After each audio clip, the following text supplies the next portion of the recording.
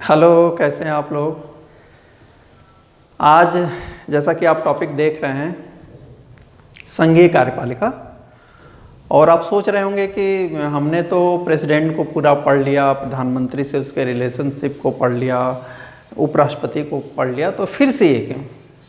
तो मैं आपको बता दूं कि ये वीडियो फोकस्ड है इस बात पे कि यदि संघीय कार्यपालिका राष्ट्रपति, प्रधानमंत्री या उपराष्ट्रपति से जुड़ा हुआ कोई भी सवाल आता है, जो संभावित क्वेश्चन हो सकते हैं, उनको एक जगह हम लोग देखने की कोशिश करेंगे। तो ये आपके लिए ज़्यादा फायदेमंद होने जा रहा है, तो इसको देखिएगा। सबसे पहला जो सवाल पूछा जा सकता है, क्योंकि जो संघीय कार्यपालिका है इसमें मुख्य रूप से 3 एलिमेंट हैं: राष्ट्रपति, उपराष्ट्रपति और प्रधानमंत्री। ये 3 मुख्य एलिमेंट हैं। और इसके साथ साथ जैसा कि आप जानते हैं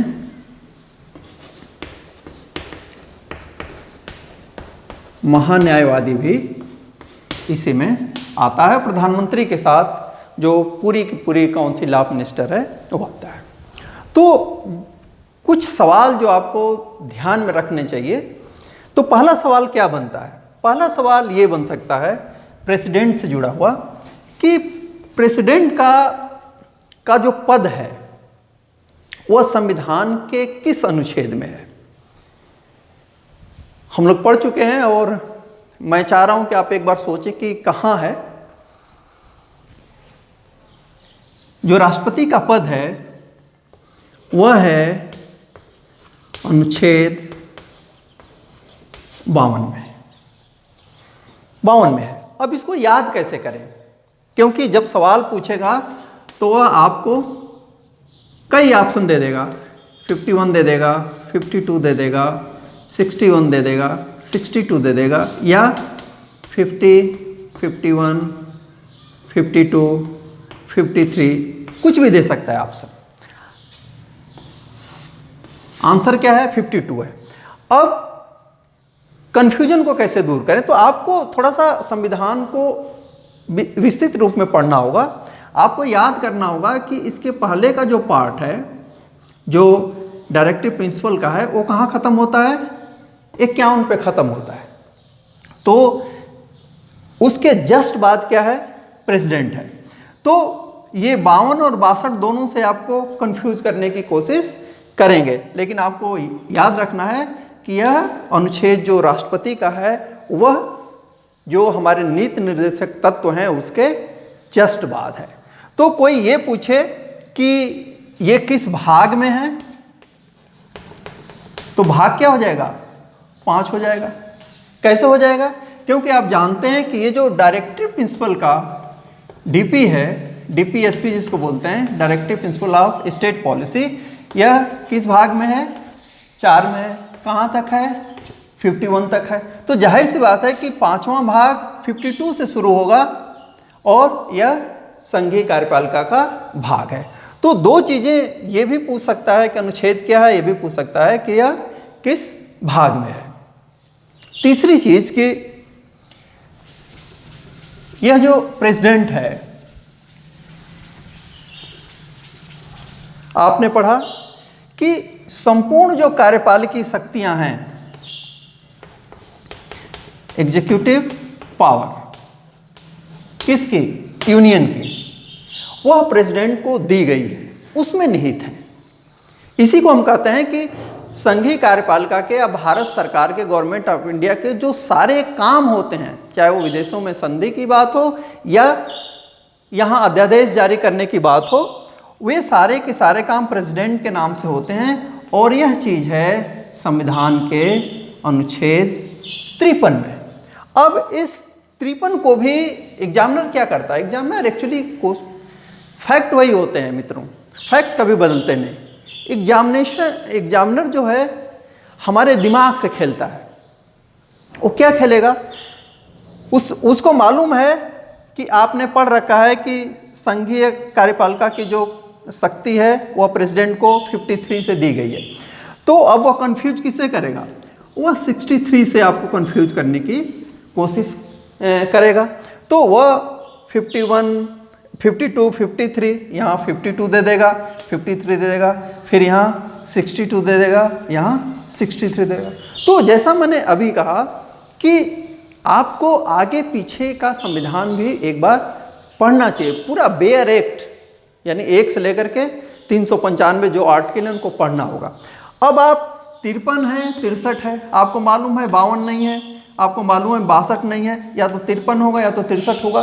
तो इसमें क्या सही है ये कैसे पता चले? तो दो तरीका है। एक तो आपको ये याद रहना चाहिए कि ये डायरेक्टिव प्रिंसिपल के ठीक बाद है, तो ये तो बहुत दूर हो गया ना। और दूसरी चीज़ यदि आपको याद होगा तो 63 में क्या है? वाइस प्रेसिडेंट है। तो यदि आपको याद है कि वाइस प्रेसिडेंट 63 में है तो आपको ये याद आ जाएगा कि जो एग्जीक्यूटिव पावर है वह कहाँ है? वह है आपके 53 में। एक और सवाल जो अक्सर पूछा जाता है वह यह कि एज को लेकर के, प्रेसिडेंट की एज आप भी जानते हैं क्या है? 35 साल। लेकिन मैं एक उदाहरण दे रहा हूं कि एग्जामिनर आपका सवाल कैसे गलत करा सकता है। आपको मालूम 35 साल, अब मैं दो ऑप्शन देता, चलिए एक तो मैंने दे दिया 20 साल, एक को दे दिया 25 साल, इसको आप देखते ही खारिज कर देंगे। लेकिन अगला मैं दे रहा हूं कि 35 वर्ष की आयु पूरी कर चुका हो, एक ये ऑप्शन है। और दूसरा ऑप्शन है कि 35 वर्ष से कम उम्र न, तो 20 वर्ष, 25 वर्ष, इसको तो आप खारिज कर देंगे। अब देखिए ये लिख रहा है कि he has completed age of 35 years, 35 साल की उम्र वह पूरी कर चुका है, यानी 35 तो वह हो ही कम से कम। और यहां भी हम क्या कर रहे हैं? 35 वर्ष से कम उम्र न हो, यानी 34 साल को न हो। तो दोनों का अर्थ तो एक ही है कि इसकी उम्र 35 साल होनी चाहिए। तो तार्किक रूप से ये भी सही है, यह भी सही है। लेकिन चूंकि दोनों आंसर ऑप्शन आंसर में है तो दोनों तो सही नहीं होंगे। तब आपको आपका सहारा क्या देगा कि आपने संविधान को कितने मन से पढ़ा है। संविधान की जो शब्दावली है वह यह नहीं है कि उसकी उम्र 35 वर्ष से कम न हो, यह नहीं है। संविधान यह कहता है कि ही शुड बी या he should completed age of 35 years. यानी इन दोनों में जब आपको चुनना होगा तो आप जो एग्जैक्टली संविधान की शब्दावली है उसको, यानी संविधान की शब्दावली क्या है? 35 वर्ष की उम्र जो है वह पूरी कर चुका हो, ही हैज कंप्लीटेड और सी हैज कंप्लीटेड। जो आप चुनाव लड़ने जा रहे हैं तो आपकी 35 साल की उम्र पूरी हो चुकी होनी चाहिए। तो ये गलत है, ये सही है। आप इसको सही करके आएंगे और कहेंगे कि मैंने तो सही लिखा था, एग्जामिनर ही गलत है, आरपीएससी ही गलत है, यूपीएससी गलत है। ऐसा नहीं होता, हमें उस शब्दावली पे गौर करना पड़ेगा, तब आपका सवाल सही होगा। इसी तरीके से टर्म को लेकर के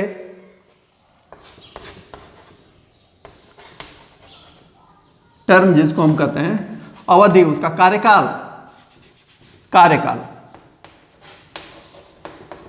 तो आप जानते हैं तो एक बार चुना जाए और सब कुछ ठीक रहा, उसकी डेथ ना हो जाए या उसे महाभियोग से हटाया ना जाए या वह त्यागपत्र न दे दे, तो वह कितने साल तक, एक टर्म उसका क्या है? 5 साल है। लेकिन सवाल यहां फंस सकता है जब री इलेक्ट की बात होती है।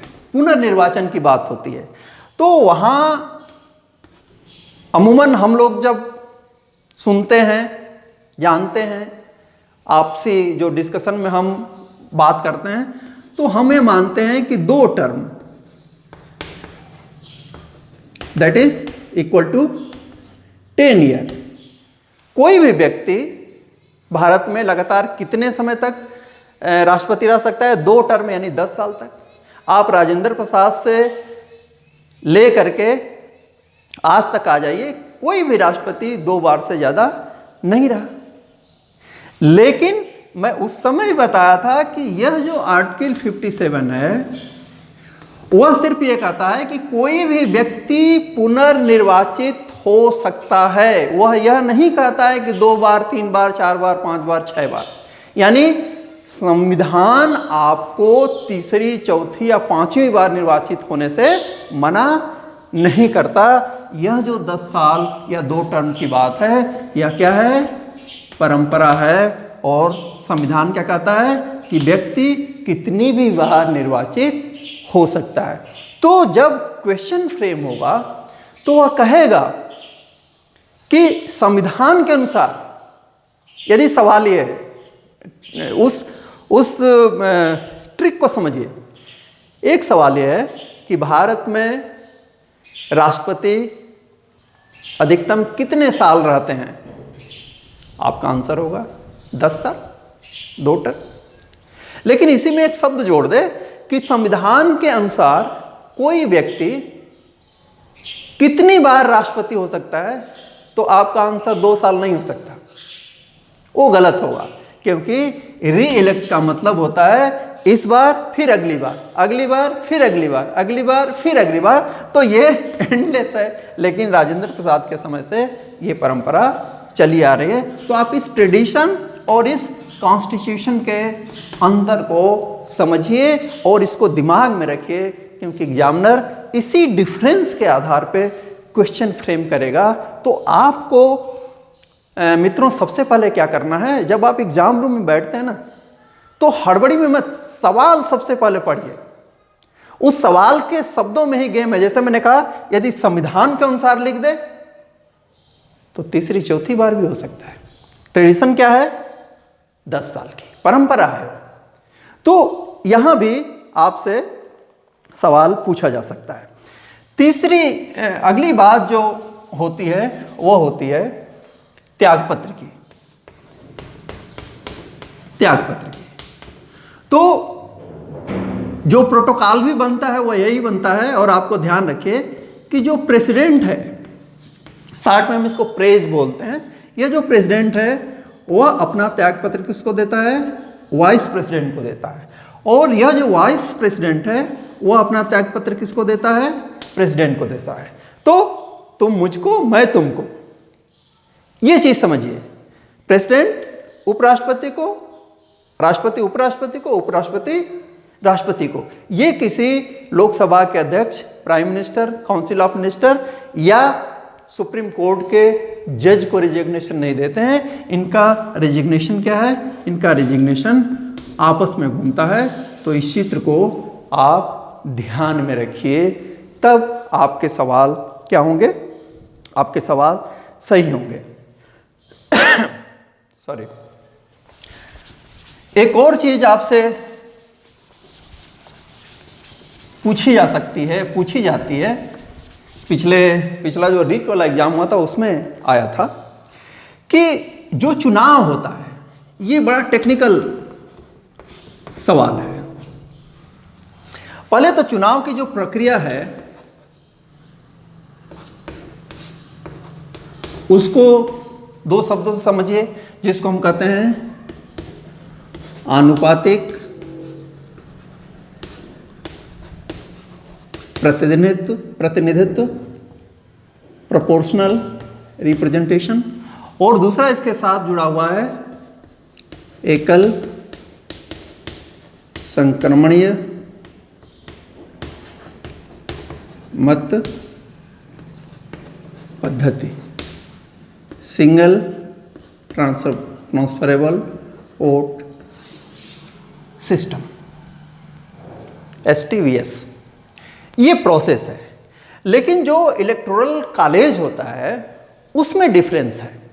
और डिफरेंस ये है कि जब राष्ट्रपति, ध्यान रखिए, जब आप इस स्टेट के, स्टेट दैट इज इंडिया, तो भारत के जब सर्वोच्च पद की बात करते हैं, राष्ट्रपति की बात करते हैं, तो प्रेसिडेंट में क्या है? प्रेसिडेंट में ये है कि इलेक्टेड मेंबर,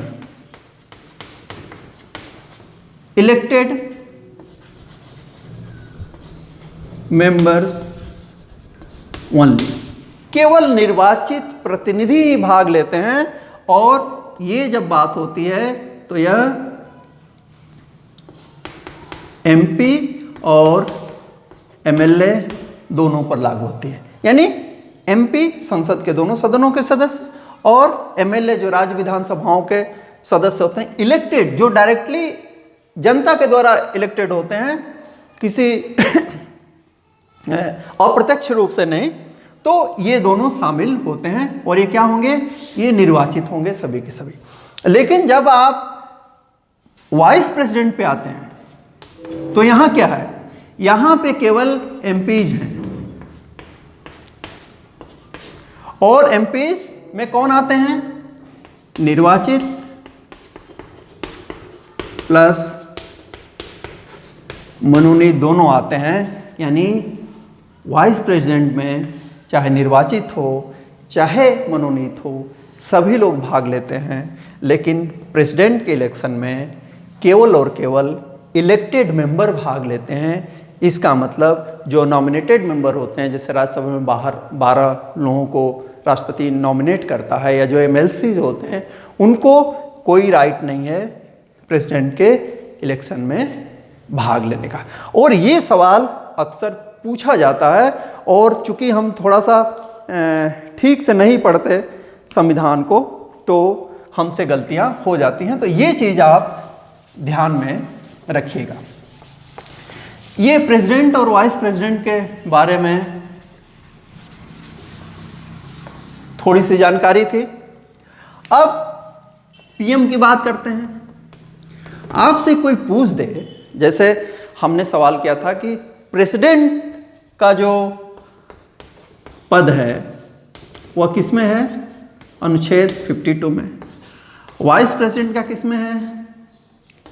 63 में है। तो पीएम पद का जो उल्लेख है वह कहां है? वह है 74।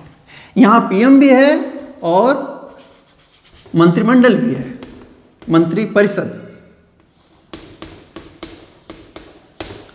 और प्रधानमंत्री।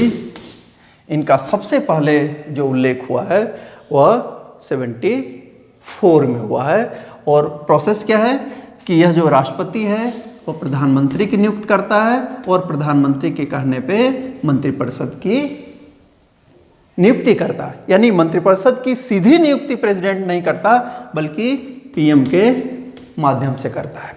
और यह जो मंत्रिपरिषद है, फिर एक सवाल जो 75 में है, यह मंत्रिपरिषद की संख्या कितनी होगी?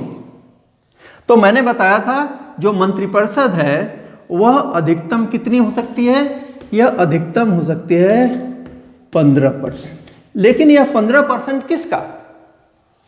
यह सवाल भी पूछ सकता है कि संविधान के अनुसार जो भारत सरकार की मंत्रिपरिषद है उसकी स्ट्रेंथ होनी चाहिए 15%। किसका?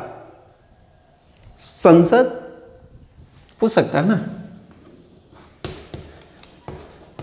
पार्लियामेंट, लोकसभा, राज्यसभा, और तीसरा दे सकता है कि इस पे तीनों में से कोई नहीं, या मंत्रिपरिषद के स्ट्रेंथ पे कोई लिमिट नहीं है। तो लिमिट है, ये जानिए, यह सवाल ही कर रहा है कि लिमिट है 15% की, लेकिन पार्लियामेंट की टोटल स्ट्रेंथ का नहीं, 776 का तो बहुत ज्यादा हो जाएगा, लेकिन राज्यसभा की स्ट्रेंथ का भी नहीं। जो लिया जाता है ये 15% किसका है? लोकसभा के स्ट्रेंथ का है। तो 15% स्ट्रेंथ हो सकते, इंक्लूडिंग प्राइम मिनिस्टर। ध्यान रखिए, इस 15% में हमारा प्रधानमंत्री भी सम्मिलित होता है। और एक आखिरी बात, केवल रिवीजन है, तो केवल दोहराने के लिए मैं कह रहा हूं कि अमूमन आप जानते हैं अटॉर्नी जनरल महान्यायवादी, इसकी पोस्ट कहाँ है? 76 में है। यह कानूनी सलाहकार होता है किसका? गवर्नमेंट ऑफ इंडिया का। कहीं जब केस होता है, कोई विवाद होता है, तो अब देखिए भारत सरकार के केस को लड़ने का काम महान्यायवादी करता है। तो लगता है कि यह जुडिशियरी से जुड़ा हुआ, जुडिशियरी से ताल्लुक़ रखने वाला कोई पद है, लेकिन आपको सजग रहना है, चूँकि यह पार्ट 5 में है, प्रेसिडेंट वाले सेक्शन में है, तो यह न्यायपालिका का नहीं, किसका पार्ट है? संघीय कार्यपालिका का। तो पूछ सकता है कि संघीय कार्यपालिका में कौन कौन सम्मिलित हैं या कौन सम्मिलित नहीं है, और उसमें महान्यायवादी दे देगा। तो ऐसा मत सोच लेना आप कि ये क्या है, यह चूँकि कानूनी लड़ाई लड़ता है तो यह कार्यपालिका का हिस्सा नहीं है, यह हिस्सा है न्यायपालिका का। तब आपका आंसर क्या होगा? गलत हो जाएगा। जो महान्यायवादी है, कानूनी सलाहकार है, सर्वोच्च कानूनी सलाहकार है, लेकिन वह संघीय न्यायपालिका नहीं, संघीय कार्यपालिका का पार्ट है। तो ये एक रिवीजन था, एक छोटा सा रिवीजन, जो पीछे के सारे वीडियोज़ का एक प्रकार से संक्षेप है। लेकिन सारे वीडियोज़ को जब तक आप डिटेल में नहीं देखेंगे, समझेंगे, तब तक इन सारी चीज़ों को समझना मुश्किल होगा। तो होप आप देख रहे होंगे, पढ़ रहे होंगे और आप ग्रहण कर रहे होंगे भावी एग्ज़ाम के लिए। फिर हम एक नया चैप्टर शुरू करेंगे आगे से। मैं सोच रहा हूँ पार्लियामेंट को लेकर के अब हम डिस्कस करेंगे। तो तब तक के लिए पढ़ते रहिए, हंसते रहिए, खुश रहिए। Thank you very much.